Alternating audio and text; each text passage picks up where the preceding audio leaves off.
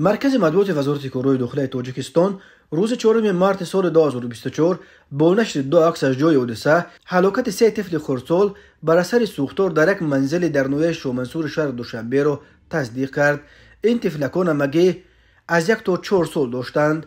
بنا به اطلاع وزارت کارهای داخلی روز شنبه 2 مارس سال 2024 ساعت 13:02 در دویم گذرگاه کوچه خیرالله میرزا خانه 41 در نویه شومنصور شهر دوشنبه سوختار به عمل آمده است. وزارت کارهای داخلی میگوید با سفربر کردن قوه و واسطه‌های سوختار خاموشکنی وزارت کارهای داخلی آتش در مساحت خرد پنجشوی خاموش کرده شد، ولی متاسفانه در نتیجه حادثه مذکور از سبب به نظارت گذاشتن نابالغان عضو قوه عبدالرسول سال تولدش 2020، عضو قوه زهرا سال تولدش 2021 و عضو قوه زینب سال تولدش 2023 در داخل خانه از دود غلیظ زهرآلود گردیده به هلاکت رسیدند. وزارت کارهای داخلی گفت سبب حادثه مذکور طبق از نظرگذرانی پیشکی جای حادثه این به نظارت گذاشتن تجهیزات برقی گرم دهنده یا رادیاتور می باشد.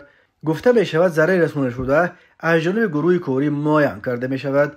این حادثه در حال رخ داد که شهر دوشنبه پایتخت تاجیکستان بر اثر هوای فوق‌العاده سرد و بارشات برف در روزهای اول فصل بهار به یک بحران شدید دچار شد. در روزهای اخیر این علاقه دومین حادثه هلاکت فاجعه‌ای ساکنان در پایتخت دوشنبه است که منبع اصلیش همین سردی‌های فوق‌العاده است. طوری قبلا خبر دادیم شب 27 به 28 فوریه در محله گرفزوود در کناره‌های جنوبی پایتخت تاجیکستان 6 عضو عائله مظفر دولتوف خود او همسر و 4 فرزند خردسالش از دود خاکستر جان خود را از دست دادند. از این عائله عبارت از 7 نفر تن و پسر کلانی ابوبکر که آن شب در خانه بابوش بود زنده ماند.